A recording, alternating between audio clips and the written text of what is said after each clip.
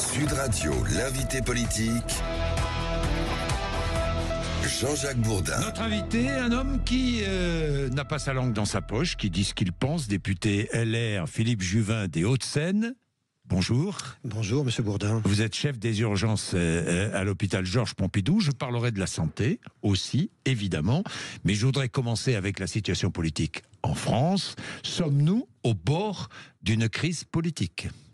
Mais il est certain que si on s'amuse à déstabiliser le Premier ministre, y compris dans la majorité, on peut avoir une crise politique, mais pas seulement politique, une crise financière. Le pays a besoin de grande stabilité. Et moi, je veux dire simplement à mes petits camarades qui font partie de la coalition centrale, qu'ils soient à Horizon, En Marche, au MoDem, au LR, enfin, la coalition, que le principe d'une coalition, c'est qu'on ne peut pas être d'accord sur tout, parce que sinon, ça s'appelle un parti unique, et or, personne n'a la majorité. Et il faut faire preuve de prudence et de tolérance et se supporter entre guillemets les uns les autres pour le bien commun. Mais et qui attention. Déstabilise la majorité ? Qui ? Allons-y, vous n'avez pas votre langue de bois. Regardez monsieur Armand qui est un homme plutôt sympathique et avec lequel je partage beaucoup de points communs philosophiques, dirais-je, puisque comme lui, je crois qu'il faut d'abord baisser les dépenses avant d'augmenter les impôts. Mais quand monsieur Armand remet en cause le Premier ministre, il crée les conditions d'une crise politique. Il faut faire très attention. Tout est très inflammable, mais la France a besoin de stabilité avant tout. Mais quand il dit attention, Antoine Armand, qui est ministre de l'économie, oui, c'est vrai. Lorsqu'il dit attention à l'impôt de trop, n'a-t-il pas raison ? Il a évidemment raison. Et moi, je n'arrête pas de le dire à l'Assemblée nationale. Attention, il faut d'abord baisser les dépenses avant d'augmenter les impôts. Donc sur le fond, je suis d'accord. C'est la manière de le dire et c'est le lieu où on le dit. Et il est normal qu'il ait cette discussion avec le Premier ministre, il est normal qu'ils aient cette discussion au Conseil des ministres, mais quand il parle à l'extérieur du Cénacle, il faut que tout le monde ait la même parole. On a l'impression, enfin voilà, il a été maladroit, j'espère que c'est une maladresse, et je pense que ça l'est, il a été maladroit, il ne faut pas qu'on ait l'impression que le gouvernement est divisé, sinon on ne va pas aller très loin. Alors Philippe Juvin, Michel Barnier plaide pour la stabilité et l'intérêt général. Absolument. Qui tient le gouvernement entre ses mains aujourd'hui ? C'est le Rassemblement national, Philippe Juvin. Michel Barnier va recevoir Marine Le Pen lundi. Vous avez regardé, tous les observateurs ont écouté Marine Le Pen ces derniers jours. Que dit-elle ? Elle dit « S'il n'y a pas de geste sur le pouvoir d'achat, nous voterons la censure ». C'est ce qu'elle a dit. Nous voterons la censure et nous ferons tomber le gouvernement. Bien. Lundi, Michel Barnier pourrait lui offrir un geste. Peut-être ne pas augmenter les taxes sur l'électricité, non ? Mais écoutez, c'est pas un scoop, ce que je vais vous dire. Il n'y a pas de majorité à l'Assemblée nationale. Et la majorité, entre guillemets, gouvernementale est une majorité relative. Donc il est vrai, et ça c'est arithmétique, que si LFI d'un côté et RN de l'autre se mettent d'accord sur une motion de censure, s'ils font ça, le gouvernement tombe. Donc ça pose deux questions. Qui prendra la responsabilité de faire tomber un gouvernement alors que la France a besoin de stabilité ? Ça, je m'adresse au Rassemblement national. Et ça pose une deuxième question, c'est quel type d'accord politique et de gestion faut-il avoir ? Moi, j'ai été député européen, d'ailleurs avec Barnier pendant des années, et là-bas, il n'y a pas de majorité. Qu'est-ce qui se passe ? Eh bien, les gens sont condamnés à trouver des accords politiques, et c'est une très bonne chose que Michel Barnier rencontre Madame Le Pen. Oui. C'est une très bonne chose, mais pour l'instant, il n'y a pas d'accord politique. Non, absolument, vous avez raison. Donc aujourd'hui, on est face à une difficulté potentielle qui est la suivante. Nous avons voté contre le budget à l'Assemblée nationale. Donc le Sénat est en train... Eux, ils ont une majorité de l'écrire. Ils ont une majorité, donc ils devraient y arriver. Ça va arriver en commission mixte paritaire, où on va essayer de se mettre d'accord entre députés et sénateurs. Ce n'est pas acquis pour des tas de raisons techniques, en particulier que la commission mixte paritaire, côté député, sa composition varie en fonction du temps. Je m'explique. Il y a des petits groupes, par exemple le LIOT, qui sont un groupe central, on va dire. Eh bien, ils ont parfois, et ils sont plutôt dans l'opposition. Donc, parfois, ils ont un poste, parfois, ils ne l'ont pas. Parce que, voilà, c'est tournant. Et donc, si on tombe sur une commission mixte paritaire qui refuse le budget, eh bien, on repart pour une deuxième lecture avec. Et on repart pour un 49.3. Et on part pour un 49.3. Et probablement, d'ailleurs, même si la commission mixte paritaire est conclusive, il faudra faire adopter par un 49.3. Et là, la balle sera dans le camp de Mme Le Pen. Vous avez raison, bien entendu, oui, c'est bien connu. Oui. Est-ce qu'elle a intérêt, selon vous, à faire tomber le gouvernement? Alors, moi, je ne suis pas conseiller politique de Marine Le Pen. Non, mais ça, j'imagine. Moi, je pense que les Français seraient. Qu'est-ce que vous lui dites très ce matin? Qu'est-ce que vous lui dites à Marine Le Pen ce matin sur l'antenne de Sud Radio? Je lui dis une chose très simple, c'est que les Français ont besoin de stabilité et que la France aurait du mal à se remettre, encore une fois, d'un gouvernement qui tomberait. Regardez le mal que nous avons subi dans la confiance que nous avons inspirée aux chefs d'entreprise, en particulier étrangers, qui ont décidé de ne pas venir s'installer en France, entre le moment où on a dissous et le long moment où nous avons eu un Premier ministre. On ne peut pas se repayer 3 mois d'incertitude, c'est pas possible. Bien, 2 choses. Si le RN fait tomber le gouvernement, il faudra nommer un nouveau Premier ministre. Michel Barnier pourrait être renommé? Bien sûr, le président de la République. Et vous aimeriez cette solution? Moi, je veux la stabilité. Et plus vous garderez longtemps le même Premier ministre, plus ça donnera l'image à l'étranger que la France est un pays stable. Donc vous demandez, vous dites ce matin, vous demandez rien du tout, mais vous dites ce matin à Emmanuel Macron, ce serait une bonne chose de renommer Michel Barnier si le gouvernement tombe. Bah oui, évidemment. Je dis, dans tout l'été, quand c'était la folie de savoir qui va être Premier ministre, qu'il faut nommer, la gauche qui disait c'est nous, etc. Moi, j'avais un discours que je tiens toujours, c'est au président de la République de nommer, donc ça sera à lui de prendre sa responsabilité. Mais je vous le dis très simplement. On dit la France aujourd'hui est sous le feu des projecteurs économiques des investisseurs étrangers et c'est une des raisons à la crise, ce qui est vrai. Et on nous dit c'est parce que nous avons un fort déficit. C'est vrai, mais c'est aussi parce que les gens regardent la stabilité ou l'instabilité d'un pays. Si vous avez un très fort déficit, mais qu'en même temps vous arrivez à prouver aux gens qui vous regardent de l'extérieur que le pays est stable, a des institutions qui tiennent, que ce n'était pas la Grèce d'il y a 15 ans, souvenez-vous. Oui. Eh bien là, c'est un plus pour vous. Oui, donc nous avons intérêt à la stabilité. Je me souviens, vous étiez venu me voir le 24 septembre, Philippe Juvin, et vous me disiez, je ne voterai pas un budget qui comporte des augmentations d'impôts. Vous dites toujours la même chose? Mais d'ailleurs, je ne l'ai pas voté. Vous ne l'avez pas voté? Oui, il y a 2 semaines, le budget est arrivé au vote à l'Assemblée et j'ai refusé le budget. On avait, je crois, on ne savait même pas combien, d'ailleurs, on a essayé de compter. On ne savait pas, on avait entre 40 et 60 milliards d'impôts supplémentaires. Ouais. Donc moi, je comprends qu'on puisse avoir quelques impôts en plus. La question, c'est la balance entre est-ce qu'on baisse plutôt la dépense ou est-ce qu'on augmente les impôts? Moi, je suis favorable à un point très simple, c'est qu'il faut d'abord dépenser moins. Et il faut dépenser. Vous voulez, par exemple, supprimer le Conseil économique, social et environnemental. Entre autres, vous avez plein de propositions de dépenses moindres. J'ai fait plein de propositions. D'économie. Il y a 437 opérateurs de l'État. 437. Oui. Business France, c'est un machin avec 1400 emplois. 1400 emplois. Oui. Les 20 emplois les top emplois coûte 200 000 € par tête de pipe aux impôts des Français. Et le Business France, ça sert en théorie à aider les entreprises à exporter. Quand vous posez la question aux entreprises, est-ce que vous avez été aidé par Business France? 1 sur 2 vous dit, quand ils sont venus nous aider, ça n'a servi à rien. Mais vous savez, il y a également 486 impôts et taxes. 486 impôts et taxes en France. Réfléchissons déjà à cela. Il y en aurait 10 fois moins, une cinquantaine, avec une recette identique pour l'État. C'est-à-dire qu'on réduit le nombre d'impôts et ce qu'on perd sur ceux qu'on fait disparaître, on les met sur ceux qui restent. Ne serait-ce que ça produirait des économies parce que ça simplifierait la vie des Français. Monsieur Bourdin, la vie c'est très simple. Ce qu'il faut faire, c'est dépenser moins, dépenser mieux, simplifier et travailler plus. Parce que nous travaillons moins que le reste de l'OCDE. Je vais y venir, Philippe Juvin, travailler plus. Faut-il augmenter les taxes sur l'électricité ? Il faut augmenter le moins possible toutes les taxes. Nous sommes le pays champion du monde des impôts et des taxes. Donc il faut oublier l'augmentation des taxes sur l'électricité. Je vous dis ça encore une fois parce que Marine Le Pen le demande. Oui, le moins possible. Il faut le moins possible.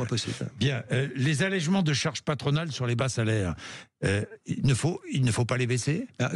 Les allègements des taxes, quand vous supprimez un allègement de taxes, c'est comme si vous taxiez en fait.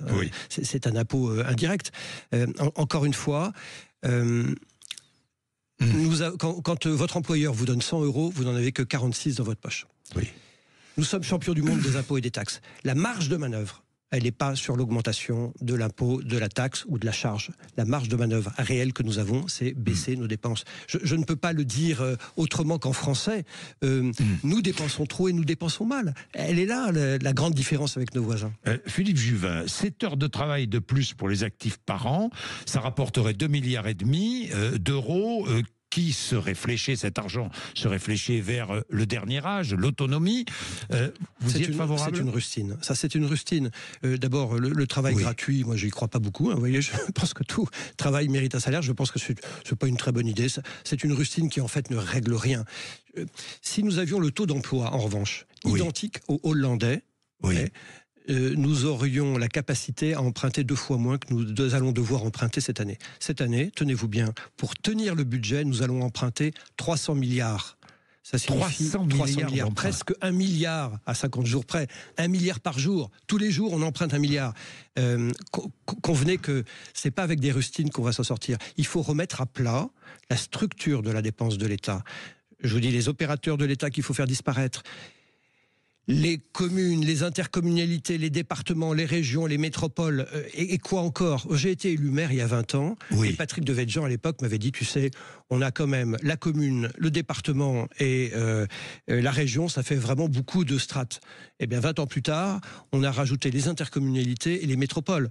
Donc, nous vivons dans un pays qui croule sous la charge administrative. Qu'est-ce qu'il faut supprimer alors ? Regrouper.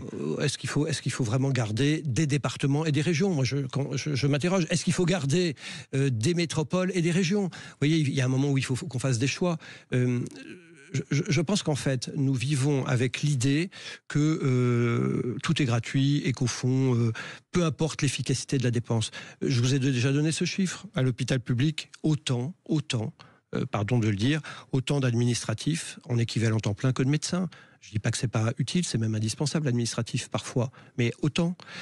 Posons-nous la question du niveau de la dépense et de son efficacité. Et ça, on ne se pose jamais la question. Bien, au Sénat est en train d'être discuté le budget de la sécurité sociale. Encore une fois, c'est le Sénat qui a la main en ce moment. Tiens, par exemple, les sénateurs refusent d'augmenter les taxes sur l'alcool. N'y a-t-il pas un enjeu de santé publique ? Est-ce que les enjeux économiques sont supérieurs aux enjeux sanitaires ? Mais bien, enfin, écoutez, vous savez très bien que si les taxes sur l'alcool augmentent, aujourd'hui, ce n'est pas à viser de santé publique, c'est à viser de faire rentrer des euros dans les caisses. Encore une fois, moi je crois qu'effectivement les taxes sur, par exemple, le tabac, c'est utile parce que ça fait baisser la consommation de tabac. Moi je suis favorable à augmenter, j'avais même proposé dans un amendement 1 euro par paquet de cigarettes en plus. Mais ne soyons pas malhonnêtes, la plupart du temps où les gens augmentent les taxes sur l'alcool ou le tabac, c'est pas parce qu'ils pensent à la santé publique, c'est qu'ils pensent au budget de l'État. Donc, des taxes peuvent avoir des effets de santé publique, mais ne soyons pas naïfs sur leur but ultime. Est-ce qu'il faut abaisser le plafond de remboursement des arrêts maladie ? Oui, je crois qu'il faut aligner le public sur le privé, c'est-à-dire 3 jours de carence, ne pas être payé pendant 3 jours, et il faut faire en sorte que quand on est payé d'un arrêt maladie, on ne soit pas payé à 100%, mais à 90%. Les arrêts maladie, ça a doublé en 10 ans, enfin entre 2017 et aujourd'hui, on est passé de quelque chose comme 8 milliards à 18 milliards, les gens s'arrêtent beaucoup plus. Alors il faut peut-être se poser la question de savoir pourquoi ils s'arrêtent, mais objectivement, on voit très bien que quand on a fait disparaître le jour de carence. Quand on est passé de Sarkozy à Hollande, ils ont supprimé le jour de carence dans l'éducation nationale. Eh bien, il y a eu 40% d'absentéisme en plus. Les transports sanitaires, est-ce qu'il faut aussi faire des économies ? Bien sûr.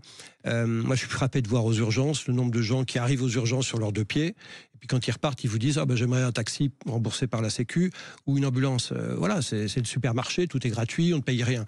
Il faut que les transports sanitaires soient réservés aux gens qui ne peuvent vraiment pas se déplacer, qui sont fatigués, quelqu'un qui sort de sa chimiothérapie par exemple, ou quelqu'un qui sort de l'hôpital avec la jambe dans le plâtre.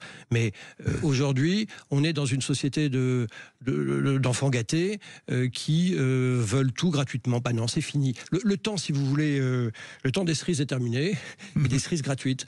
Donc, la dépense publique doit aller là où elle est nécessaire. Et moi, je préfère financer le retour à domicile de quelqu'un qui ne peut pas marcher au retour à domicile d'un jeune de 20 ans qui est un peu fatigué, qui est venu nous voir aux urgences. Oui, et ça arrive. Mais c'est permanent, ça n'arrive pas, c'est permanent.